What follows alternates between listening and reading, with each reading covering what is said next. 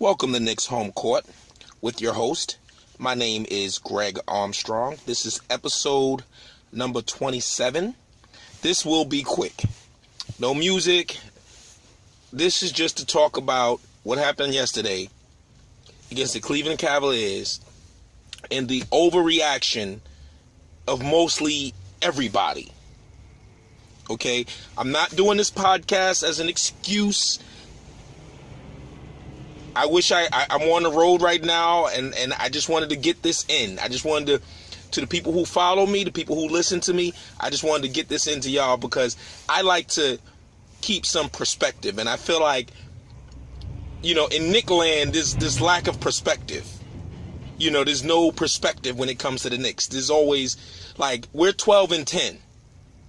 Nobody thought the Knicks would be 12-10.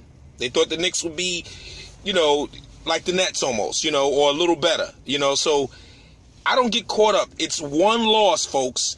If you lose by 30 or win by 1, it does not matter. I hear, and then just the other day, I heard the stat geek say, well, the Knicks have been winning games, but, they haven't really blown a lot of teams out. And I'm like, that doesn't even matter. I mean, let me switch to football for a second.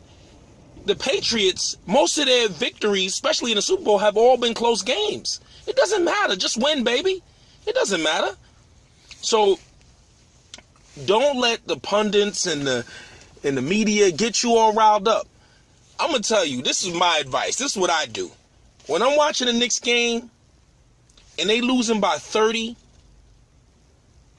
I do something else. Why? Because once they put in the bench plays, what is there to see? The game is over. All you're going to do is make yourself angry if you continue to watch that. After that first quarter, I was saying to myself, the Knicks' energy is bad right now. Cleveland, who is a better team than the Knicks at this point, has more energy. That is dangerous. When you're playing a team that's better than you, the only thing that can balance out that is, of course, you may play over your head, but also you play with more energy. That's why I thought when the Knicks played Miami the other day, even though Miami came out strong, I said the Knicks are going to overwhelm them. Why? All the Knicks have to do is match their energy because the talent level is completely different. So all the Knicks have to do is match their level.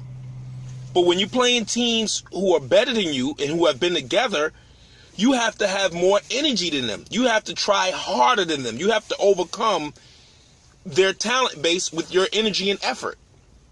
And grit and determination. And the Knicks did not have that yesterday at all. And the funny thing, the team that looks like they had the grit was Cleveland.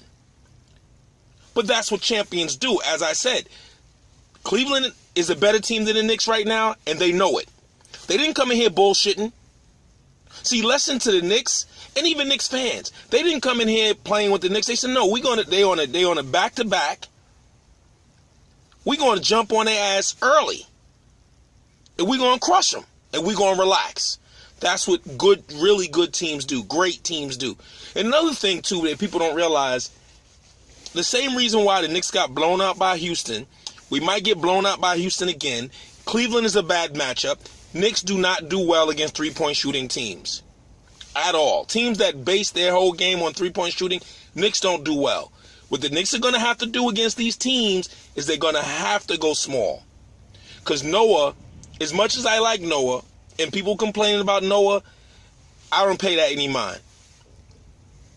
But you can have Noah in there, but you can't have Kristaps and Noah in there. You can have Hernan Gomez in there, but you can't have Hernan Gomez and Kristaps. You can't have Kyle Quinn and Kristaps. And I feel like one thing I think that Jeff Hornacek has done a great job. And you got to understand something as a coach. Coaches sometimes coach for the future. That's what he did early in the season when everybody was saying, why is he playing the bench so much? Oh, I thought he was going to stagger the lineup. And no, the bench needed some confidence. They needed some playing time. So this is why he did that. Now, if you fast forward to last night,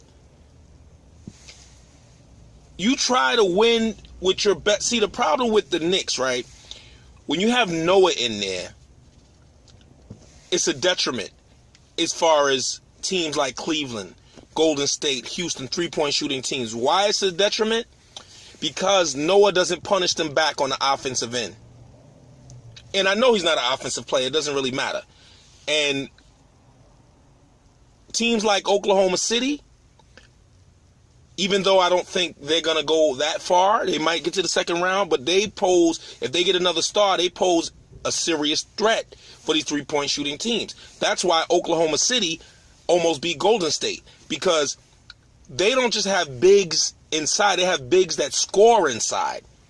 And see, the only way to beat a three-point shooting team other than out-shooting them and defending the three and stopping them from shooting threes is to pound them inside, but you need the bodies inside. If you don't have... Cancer is a scorer. Enes Kanter from Oklahoma City is a scorer inside. Adams can score in there. When you got bigs that can score and teams go small and maybe their power forward is 6'7" and you got a 7-foot scoring big man, it messes it up. You get destroyed, especially, a 7-foot post scoring big man. And I think the Knicks do have an antidote to that, just not yet. What I mean is, Hernan Gomez is that big threat down low that probably can dominate those smaller guys, but he's not ready for that yet. So until then, I think that Hornacek is learning also as he's coaching, and I think in the future, what you're going to see when the Knicks play these three-point shooting teams, he went small. The Knicks actually made a small little run, cut it to 8. The Knicks are going to have to go small a lot earlier. Forget your feelings. Look, we're playing a team that shoots threes. Unless you can score, unless you can be a threat on the other end of the floor, or you can guard the three-point shooters, you need to sit on the bench. Or Noah can play, but he'll have to play just center. And you would have to have Melo at the 4. See, to me, it's more effective to have Kristaps at the 5 against them small teams, because Shannon Fry basically is a version of Kristaps, not as good, obviously, but he plays like that. And you notice when Kristaps, this is one benefit I would say about Kristaps playing the center position, especially against these teams like the teams that go small with three-point shooting, they have no shot blocking. They have no shot blocking when they go small. The Knicks go small, still have shot blocking. And when you have Derrick Rose, by the way, who didn't play last night, when you have Derrick Rose that can penetrate and get into the paint, and there's no shot blockers, he's gonna destroy teams. And I think that we really missed Derrick Rose last night. And it's not about, he only scores 16 points a game. We lost by 30, but it's not about that. It's about his penetration, opening up shots for everybody else. You see, you could play tough D, but some players are unguardable. Melo was on something else. I don't know. Melo just probably was tired. Like he said, when his body feels good, he plays good. I think this year he has to learn how to adjust. I think this is the first time where he's feeling, wow, physically I'm not the 25-year-old Melo, 28-year-old Melo. I'm not Hercules anymore. So he has to adjust to his new body. On games like this, back-to-back games, he might need other players to pick him up. He scored 35 the night before. For all y'all, Kristaps is the best player on this team. Stop that shit. He's not. I love Kristaps. He will be the best player on this team. Definitely either by the second half of the season or by next year. But right now, he's not, because reason why I say he's not the best player on his team, I don't care about overall stats. See, everybody looks at overall stats. I look at game-to-game stats. So if you look at overall stats, it's going to average out that he's doing so well. He's averaging this, he's doing that. I don't care about that. I've looked at every single game this year. And I've seen games where Kristaps could not do it. Last night, they had a 6-foot, how tall is Richard Jefferson? 6'7"? Maybe 6'8", 6'6", something like that. He was guarding Kristaps, and Kristaps couldn't do nothing with him. You understand what I'm saying? He's not ready yet. He's almost ready. But he's not ready yet, folks, and I'm not hating on Kristaps. I love Kristaps.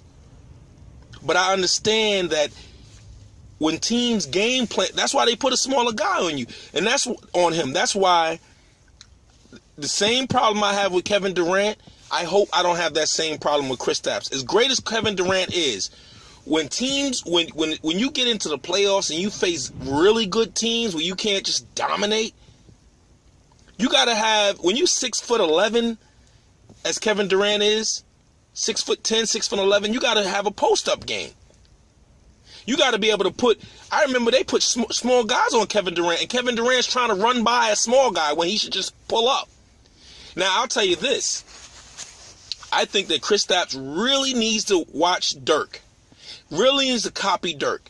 Because what Dirk used to do, Dirk wasn't as athletic as Kristaps. So, this is a fact. But one thing what Dirk would do, if he got a 6'9", 6'8", 6'7" guy on him, oh, you getting on my hip, nigga.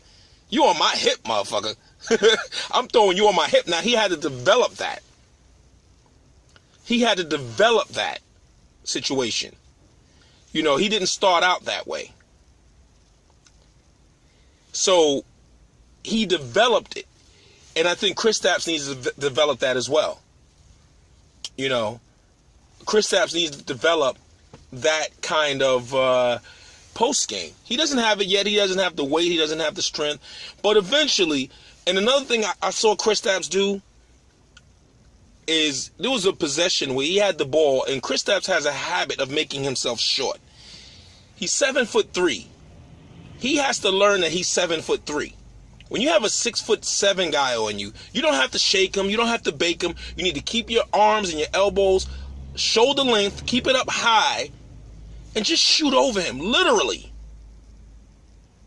And I really would love if Kristaps learned a jump hook. I think that would be unstoppable. A jump hook, a sky hook would be even better. Yeah, it don't look pretty, but guess what? The all-time leading scorer shoots a sky hook and played 22 years with that unstoppable sky hook. I don't know why players don't do it, but that's a whole nother story. So, I'm not mad at the Knicks losing. I figured they would lose. I looked on the schedule, even when I said it in the past podcast.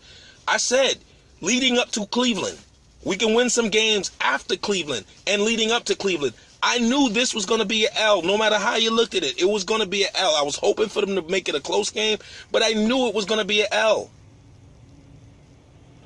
On a back-to-back, Cleveland's rested. Cleveland's the better team. Cleveland's a bad matchup. I don't want to hear, and then I'm listening to radio show hosts. I won't say their name. I'm not trying to name call, but I listen to them and they saying, "Oh, you got to knock somebody down." And you come on, that's not today's NBA.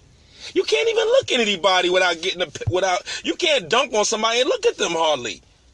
You foul somebody going after the ball, and if it looks bad, they call attack. It's the only sport that's actually physical that they don't want you to be physical in. And there's a whole bunch of reasons I believe in that, but, let's look at baseball. They got coaches going on the field and yelling and screaming at umpires and is multiple fights every season. They're not looking to outlaw them fights. Hockey has fighting in the game. Football's football, so football is actually the most contact, so there's nothing to talk about there. But anyway, I'm just saying, for all the folks who say the Knicks need to be more physical, the Knicks need to knock people down, the Knicks need to... Listen, man, those rules don't apply no more. You know, I'm tired of people coming into the Garden and disrespecting the Garden and disrespecting the Knicks. Nothing you can do about it until you get better. Period. You're going to get beat until your team gets better. There's nothing you can do. But anyway, I just wanted to do a quick hitter right now. You can find, now this podcast, I'm going to put this up on YouTube before I actually put it on iTunes, only because, like I said, I'm on the road. I have to get back home and I need to set that up. Or I'm going to see if I can do it. Maybe I can't, though. But this shall be up on on YouTube, basically right after I finish it. But this has been Knicks Home Court, episode number 27. Again, I am your host. My name is Greg Armstrong. And you can find this on iTunes under Life Culture Sports. Also, you can go to the website, lifeculturesports.com/Knicks Home Court. or you can go to SoundCloud under Life Culture Sports. Now, I just want to say this real quick, because going forward, we have tomorrow's game in Sacramento will not be an easy game. It will not be an easy game. But sometimes there's a silver lining. The Knicks got blown out. They got embarrassed on their home court. Maybe that also is going to, take them to the next level as far as when they play the West Coast swing. Because if they win, like say they win, they got teams they could beat on this West Coast swing. Say they only lose one game on this West Coast swing, people going to forget about this Cleveland game. Folks, Cleveland, it's one loss. We got 2 losses against the champion. There's nothing, every time the Clippers play Golden State, they get blown out just about every game. And I listen to LA radio. They're not going crazy. They're just saying Golden State's a better team right now. That's all. Only in New York, we supposed to be championship. Come on. Stop the shit. Fans, listen. Knick fans, my Knick family, my Knick brothers and sisters, don't stress it. The Knicks are right on schedule. They're going to continue to play well. I hope Derrick Rose can come back healthy. I wouldn't mind him waiting a few games. I wouldn't even mind him sitting out the West Coast, because he's going to have to sit out certain games. Because I just want to see him continue to play well. He doesn't have to play hurt. We have another point guard. I think that the Knicks just didn't come to play yesterday. They came, and you know what? Sometimes also, and this podcast is supposed to be over, but sometimes one other point I wanted to make is when you play lackluster competition, and then you play a team like Miami, and then you go and play Cleveland, your level's too low. I felt like, and that's something that Knicks have to mentally get to. Great teams, they have one level. We gonna play great. Every now and then we lay an egg, but we're gonna play great for the most part, no matter who we playing. Like Popovich said about San Antonio, they beat Dallas by 4, and he was angry. He was like, this team only had 2 wins. Professionalism. You bring your construction hat or whatever they call it to the game every night.